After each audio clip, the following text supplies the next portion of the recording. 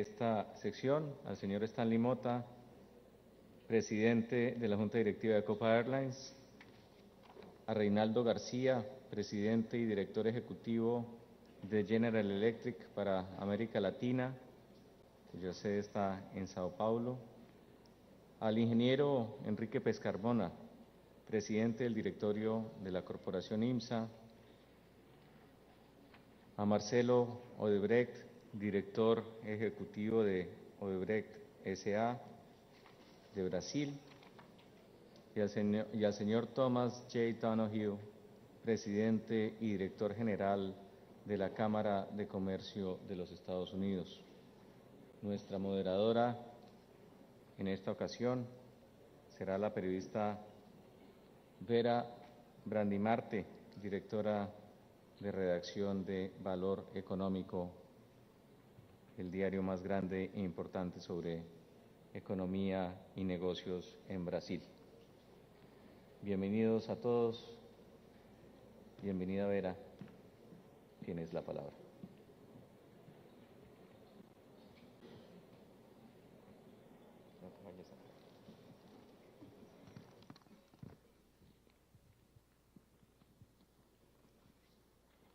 Buenas tardes.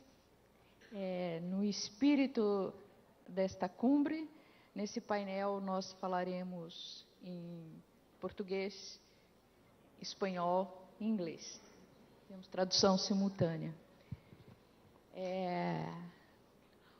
Hoje o presidente Santos já falou bastante aqui sobre esse momento da América Latina.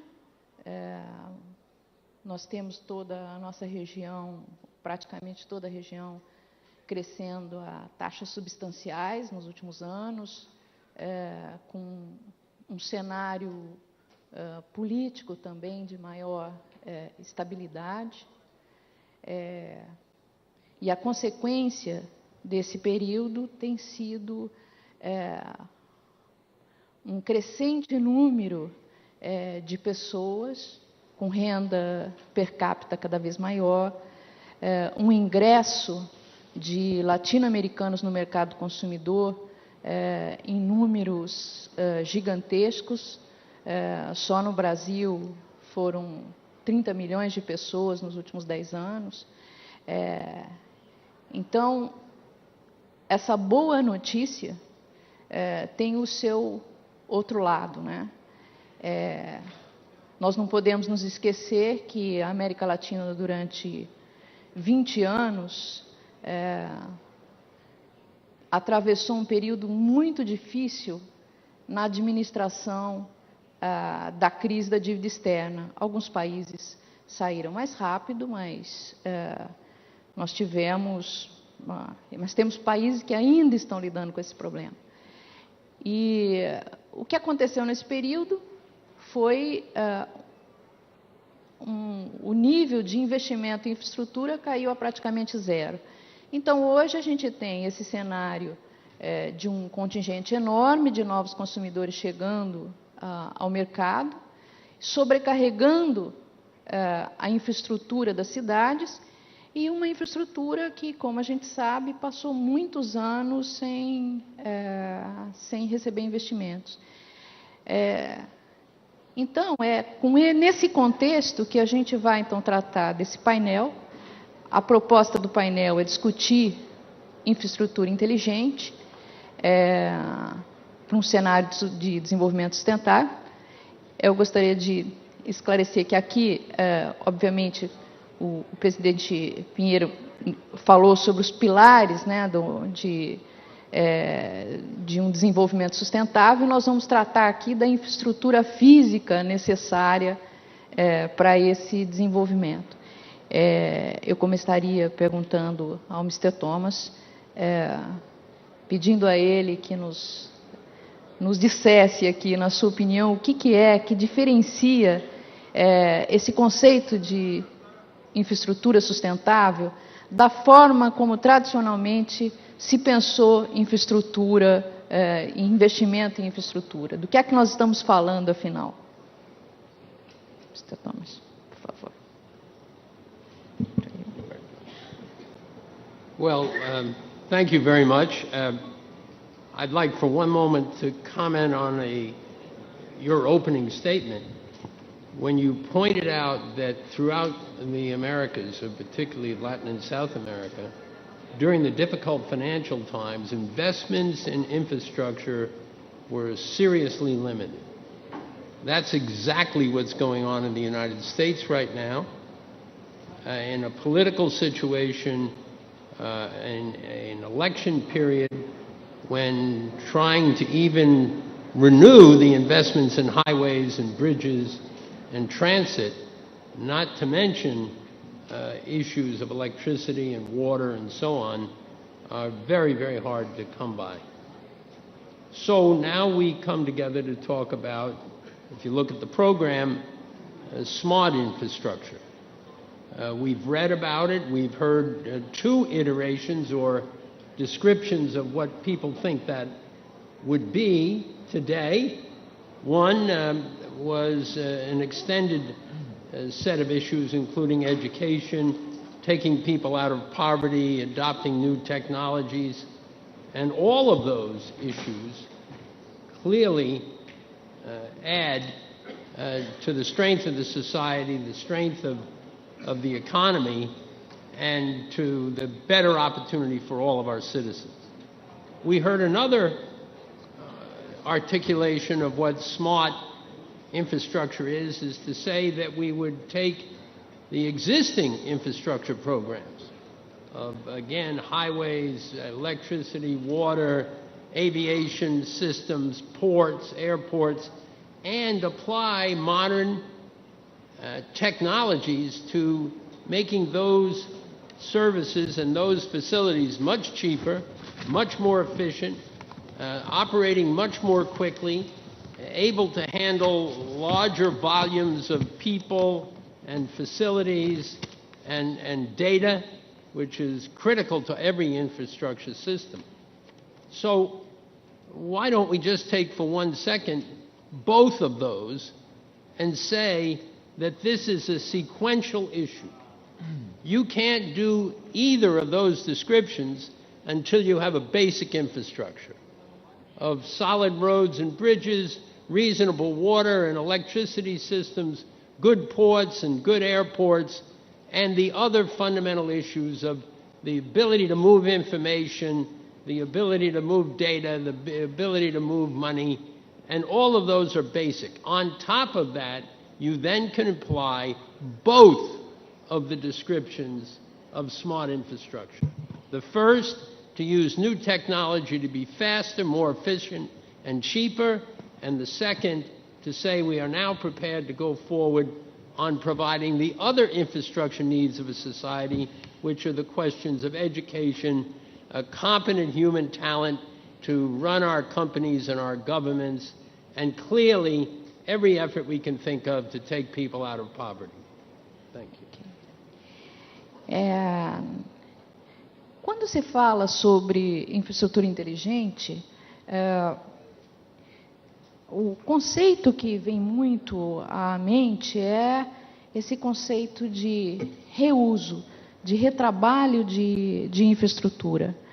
A minha questão para o senhor Stanley Motta é se cabe se discutir esses conceitos na nossa região. O nosso problema não é muito mais de construir essa infraestrutura básica, ou nós já temos o que retrabalhar? Mr. Stanley. No hay una respuesta fácil.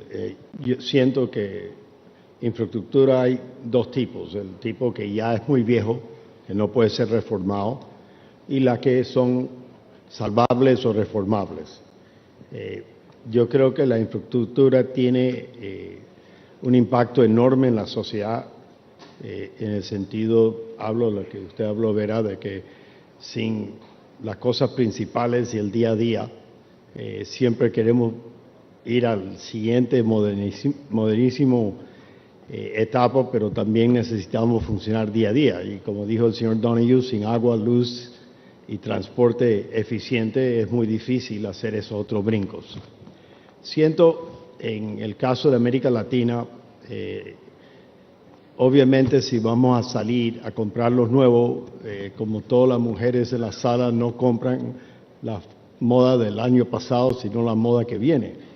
Y siento que podemos adaptar eso. Eso es lo mismo que pasó en el mundo celular, que ayudó enormemente a la América Latina a conectarse mucho más rápido que sin esa tecnología no hubiera existido.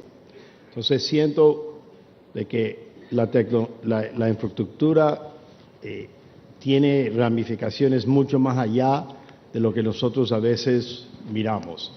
Son salvables, son reparables, son operadores más eficientes. Y que quisiera coger un minuto nada más para, por ejemplo, hablar de un caso en Panamá. El caso en Panamá fue con los puertos, donde originalmente los puertos eran primero de los americanos, revertieron al Estado panameño. Panamá después permitió la competencia y se construyó puertos de contenedores, hoy día el más grande en la América Latina, el complejo. Pero, ¿qué pasó? No era solamente que nosotros pudiéramos tener puertos más eficientes y sacar la carga más rápido, pero los puertos tuvieron un gran impacto en el sentido de tener puertos eficientes, vino más líneas navieras. Con más líneas navieras había más competencia en los fletes. Con más servicio había más lugares a donde ir a comprar y a donde ir a vender. Entonces yo creo que muchas veces no miramos el impacto total que tiene la infraestructura y los beneficios que tiene para el país.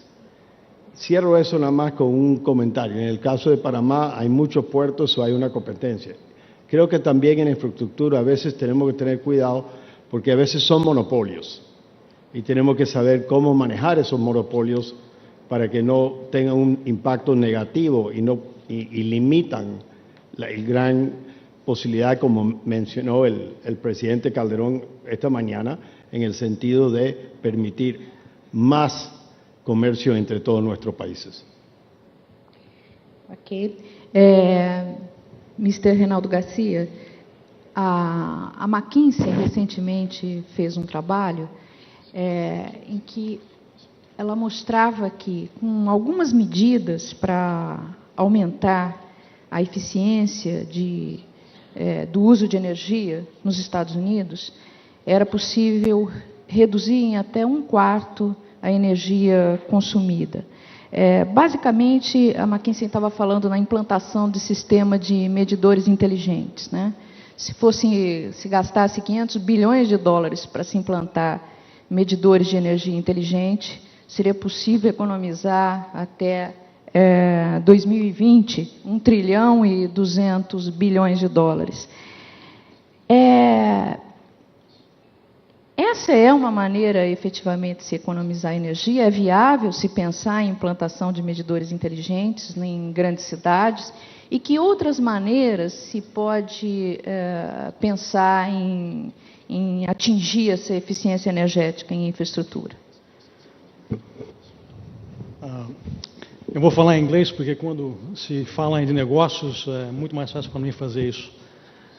So it's very interesting. The numbers you're quoting are just amazing. $1.2 trillion. I don't know. I'm not very familiar with this study, but I think this is very doable. In fact, what is the issue when you think about smart grids? The issue is really trying to minimize waste and have a more effective use of electricity. You have overuse, you have electricity theft, very common in big cities, right? You have devices that sometimes frequently use more electricity than they should. And you also have the issue of peak power. When you create a power generation capacity for a country, you always have to take into consideration the peak hours, right? Mm-hmm. So a smart grid, which essentially at the center of that you have smart meters, allows for the user to manage that. So you can monitor your usage of electricity and you can therefore adjust to whatever makes more sense. So if you have a differentiated price, for instance, for energy consumed at peak hours, the user, whether it's a residential user or an industry, you have the opportunity then to change your habits or change your priorities so as to adjust when to better use the energy. You can also identify where you're having waste, where you're having overuse. So as these technologies will continue to evolve, there will be a lot more opportunities to improve on that. But at a minimum, you can manage the peak hours, and that is very relevant, okay? Because you have not only the issue of having to have more capacity, so building more plants, but you also have the issue of having to use generally fuel for those peak hours. So it's an important way to minimize and manage your energy consumption. What is the good news is that, in addition, of course, the United States is on the lead on this, but in Latin America you have already some movement towards that direction. New regulations are being implemented in Brazil, in Mexico, in Chile, in Peru. Ecuador, in fact, has one of the largest projects ongoing right now where they're going to be installing many meters, millions of meters to try to achieve that in partnership with GE, in fact.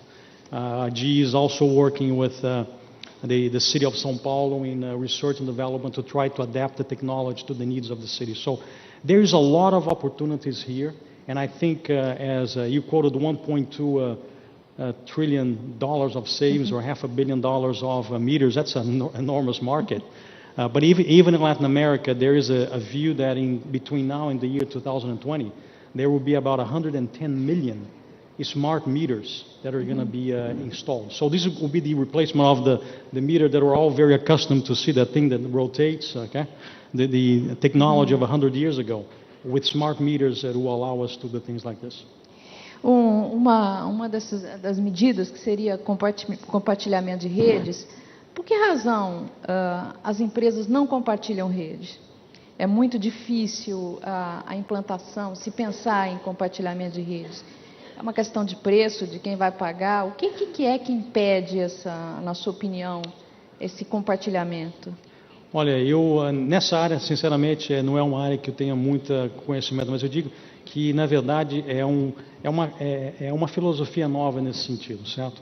Eu acho que regulamentação e pricing vai ter um impacto nessa nova divulgação daqui para frente. Uhum. Então.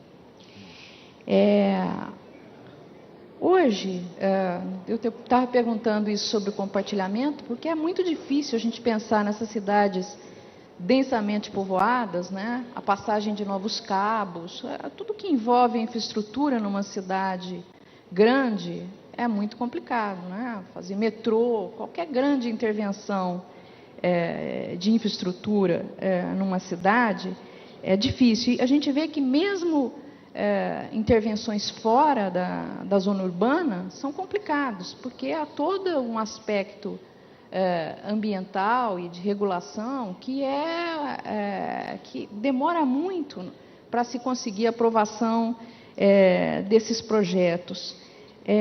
Eu perguntaria ao senhor Pescarmona se a dificuldade hoje, se a demora de implantação de projetos de infraestrutura nas nossas cidades tem a ver com esses novas regulações, essas novas exigências que são feitas, muitas vezes não são nem por questões ambientais, mas há exigências hoje feitas para obras de infraestrutura, de compensação ambiental, compensação para a sociedade atingida, que acaba elevando muito o preço dessas obras, né? Em alguns casos até torna inviável se pensar em algumas obras de infraestrutura.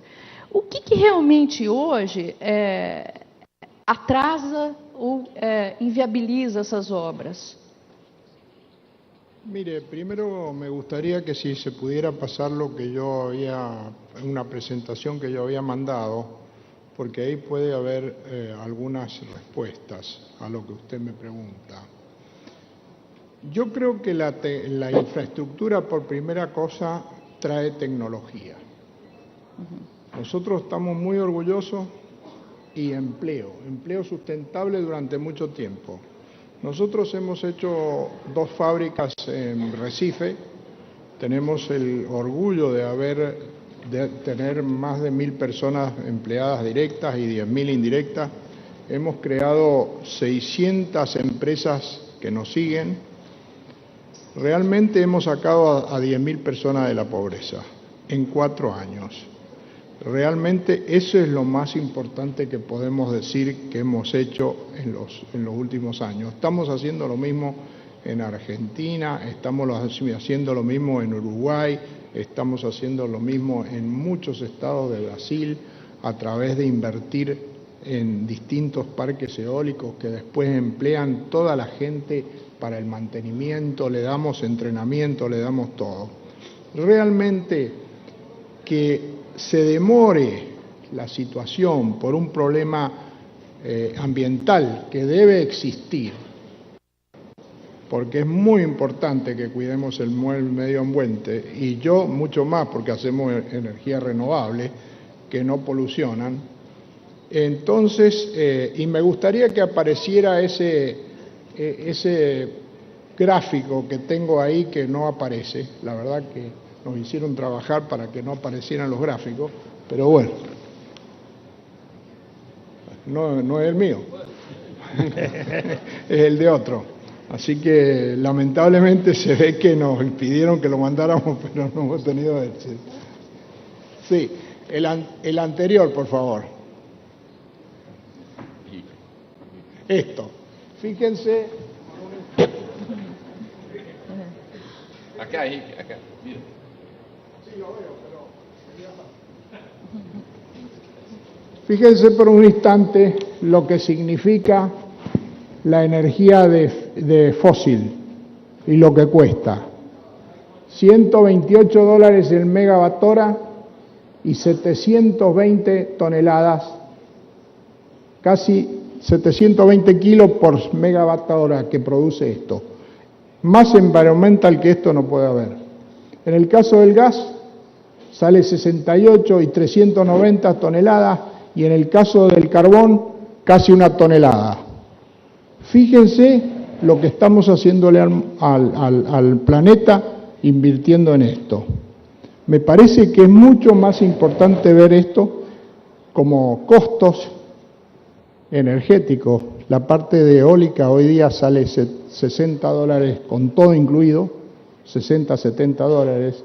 La parte de gas vale más de 100. Y después de lo que pasó en Japón, se ha ido mucho más alto. ¿Por qué? Porque Japón sacó 50 centrales nucleares de operación. Esos son 400.000 gigas que desaparecieron.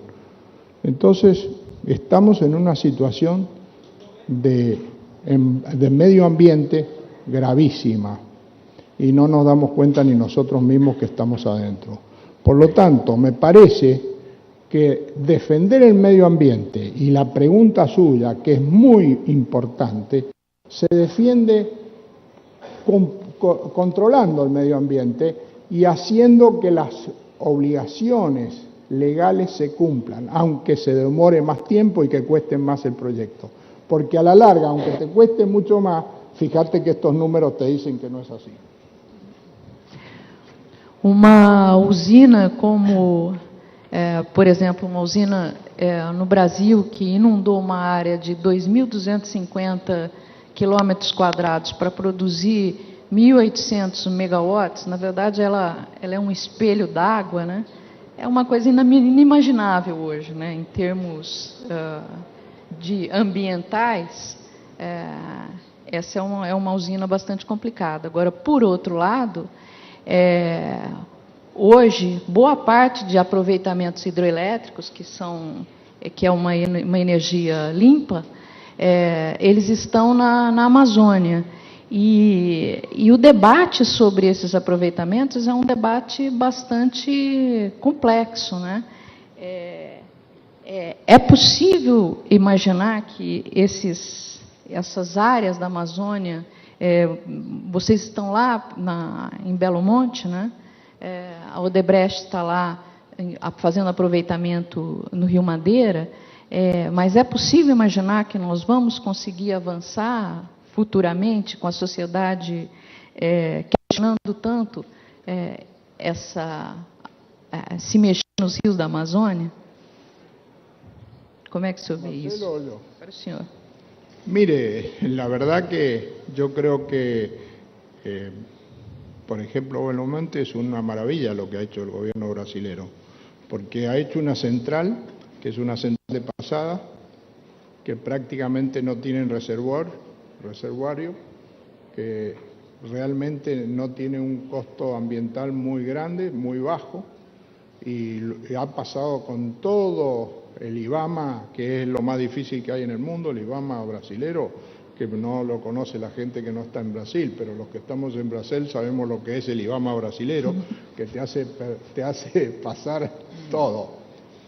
Y realmente, si uno lo compara, los 45.000 gigas que va a producir Belo Monte contra hacer 45.000 gigas con cualquier combustible fósil, es muchísimo menor en costo y en lugar y en todo lo que usted quiera que compararlo con hacerlo con combustibles fósiles.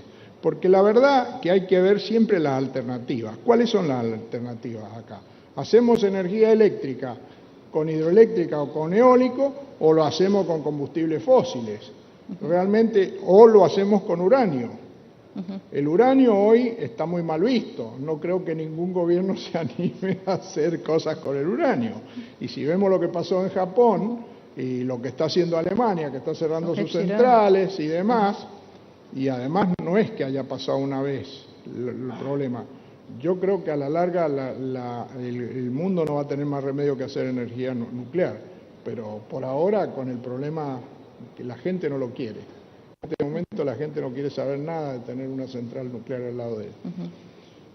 De todas maneras, fíjense que los efectos indeseados que tiene el hecho de no tener energía nuclear en Japón.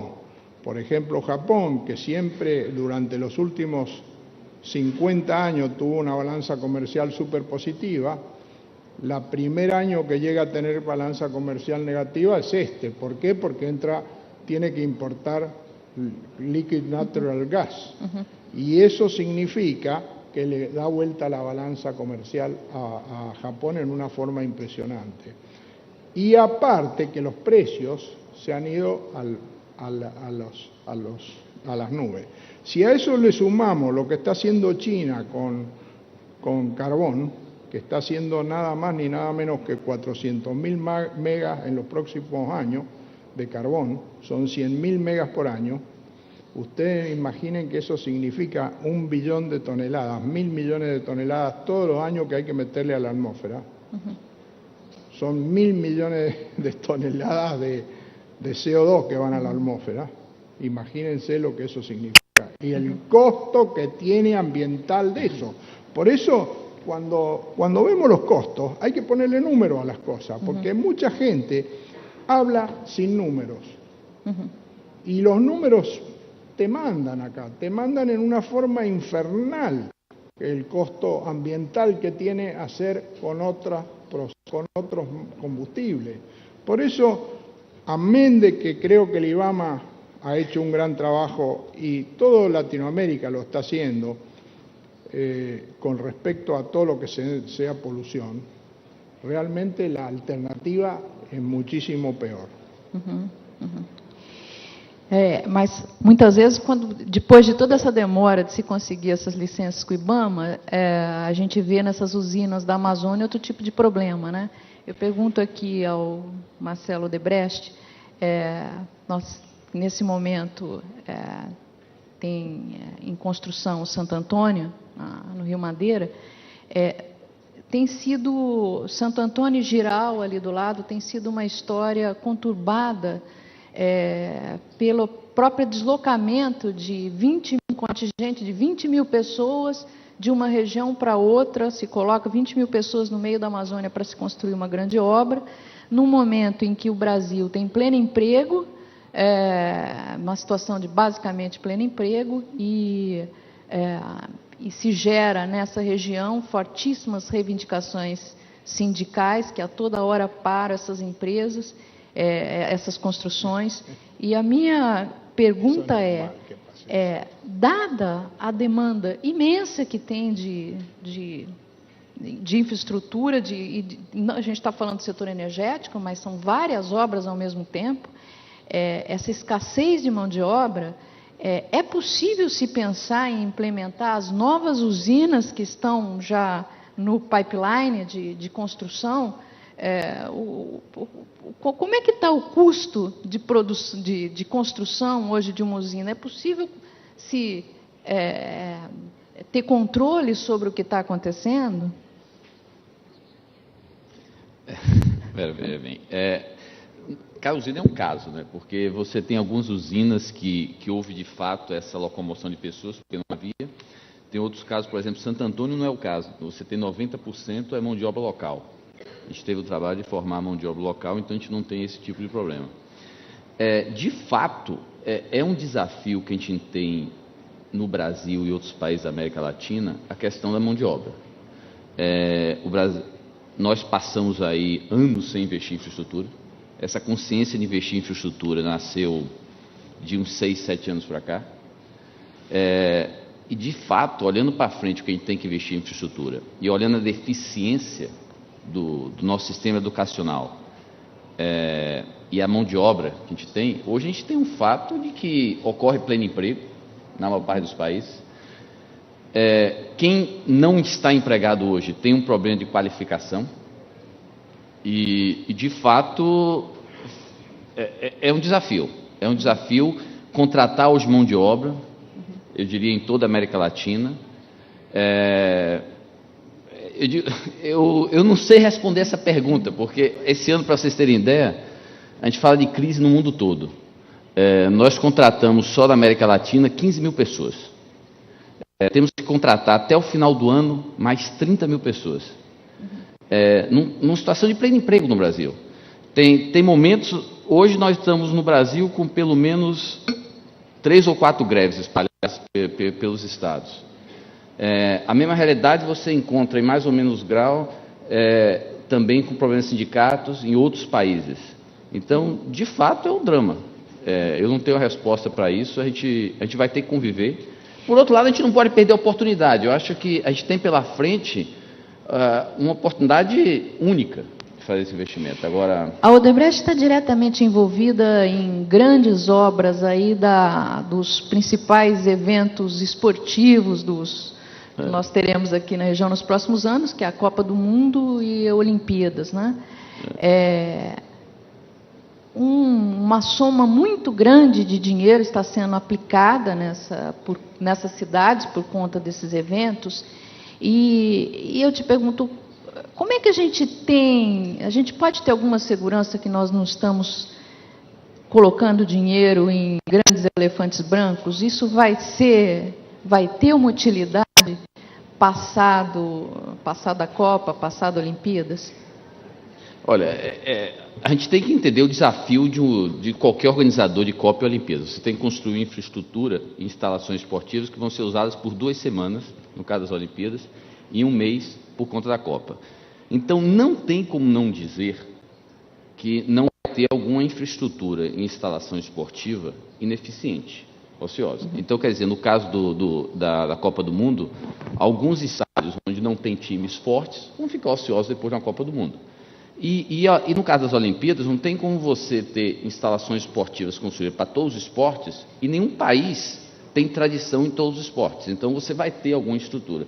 Agora, eu diria que no caso do Brasil, que está se fazendo para a Copa do Mundo e para as Olimpíadas, a questão da infraestrutura ociosa se tornou mais uma exceção do que uma regra. Eu acho que o mundo vai ficar surpreso com o que se fez no Brasil, com o que está se fazendo no Brasil. Você pega os exemplos dos estádios, nós conseguimos no Brasil fazer a maioria como investimento privado ou parceria pública-privada. Dando exemplo, os 4 estádios que nós temos construído, um é público, mas vai ser concessionado depois, 2 são parcerias público-privado e 1 é privado. Foram estádios que foram criados num sistema para, inclusive, o Brasil hoje tem um problema sério com a questão de que você não tem estrutura nos estádios para receber famílias. Você não tem hoje estrutura no Brasil para receber shows. Então, os estádios foram concebidos para depois ter multiuso. Os estádios foram concebidos em bairros degradados e que estão levando ao desenvolvimento da região. Foram concebidos em novos eixos de crescimento da cidade, o que vão fazer com que, através do contrafluxo de veículos, você melhore o tráfego na cidade. Então, surpreendentemente, eu acho que a gente vai ter, nos estádios ao redor dele, um legado deixado para a Copa do Mundo. Talvez a única coisa que a gente não tenha aproveitado a Copa do Mundo foi para construir a nossa infraestrutura de mobilidade urbana. Talvez esse ponto a gente não tenha aproveitado. No caso das Olimpíadas, eu ouso dizer que talvez a gente vá criar no Brasil um novo standard. Hoje eu acho que o benchmark é Barcelona. Barcelona se transformou depois das Olimpíadas. Eu acho que o Brasil e o Rio vai superar Barcelona. Nós estamos aproveitando para fazer uma total revitalização do Rio de Janeiro. Grande parte dos investimentos nas Olimpíadas são investimentos hoje privados.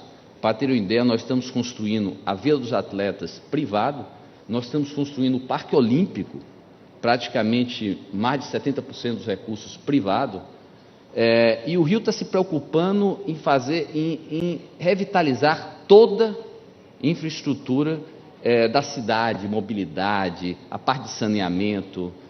Para ter ideia, nós devemos ter só nossa empresa trabalhando no Rio de Janeiro para as Olimpíadas. No ano que vem, entre a Olimpíadas e a Copa do Mundo, cerca de 40, 50 mil pessoas trabalhando para as Olimpíadas. Então, eu acho que está acontecendo no Rio. O Rio vai ser, depois das Olimpíadas, se já é uma cidade maravilhosa hoje, eu acho que dificilmente vai ser superada a qualidade de vida no Rio de Janeiro. Então, eu acho que, do ponto de vista de Copa do Mundo e Olimpíadas, o Brasil realmente vai ter um legado depois. Quer dizer, foram infraestrutura feita são infraestruturas que são smart infrastructure e foram feitas também de maneira inteligente. Mr. Thomas, eu gostaria de retomar aqui uma questão que foi discutida hoje sobre comércio, sobre a importância de se ter mercados abertos na região. E a minha pergunta é, na hipótese de que a América Latina realmente fizesse todos esses investimentos, melhorasse a sua eficiência em termos de infraestrutura, o senhor acha que os países da América Latina poderiam competir em pé de igualdade com os países asiáticos, por exemplo? Bastaria abrir os mercados e sair para o abraço? Ou, na verdade, há outras questões que continuariam tirando competitividade da nossa região, como, por exemplo, você ter que competir com países de moeda extremamente desvalorizada, com custos de mão de obra que praticamente sem nenhum custo, né? Nenhum benefício. Como é que o senhor vê isso? A infraestrutura resolveria boa parte do problema de competitividade da América Latina ou não? Well, clearly, we're talking about China. Yes. And I've been here for a few days, and I spent the early part of the week hosting the president of Brazil in Washington. And there is a two-sided coin. On one side, people in Latin America want to attract from China and other Asian countries trade, investment, and opportunity. And on the other side of the coin, they want to be careful not to lose their critical markets or to end up having as their primary investor or their single investor or market China or other places in Asia. And I think that's a very natural concern. One point on the currency issue, which has been something we've been arguing about for some time, if you take the change in valuation of the Chinese currency in 2011 and now into not quite halfway, a third of the way, a little more in 2012, their currency is now in the range of competitiveness with other major currencies, and it continues to get into a... So we have to find another argument. But the point is clear, that you're exactly right, that infrastructure alone will not solve all the problems. But a sound infrastructure, and as you discussed what's going to happen in Brazil and what's going to happen here and other places because of the Olympics and other activities, a sound infrastructure at a reasonable price with sensible environmental involvement makes a big difference. But then, as was discussed here, you need an educated population. In the United States, we still have a high unemployment, better than it was, but we have 3 to 6 million jobs looking for people to come to work. But they have to have a different set of skills than they had 20 years ago. So education is a fundamental reality. If you look at what we seek two things. We seek growth in our economies without a lot of inflation, and we seek jobs for our people. If we can do that, we can significantly lower public investment in support for those unemployed. We can take in more tax revenue without increasing taxes, and we can fundamentally begin to pay down debt that we have accumulated over a long period of time. So my view is I think the Americas are in an extraordinary position to work together to form an interest, an economic interest, a trading interest, an investment interest that can very seriously compete with the Asian markets. Remember that the supply chain cost of moving goods and people around the world has already begun to bring jobs from Asia back to the Americas. So I'm an optimist. I think the world is better off if both markets grow, become more sophisticated, and become global traders. If we do, you can just be sure that economies will get stronger and more people will go to work. If we send them to school, if we worry about education, and if we build our physical infrastructure.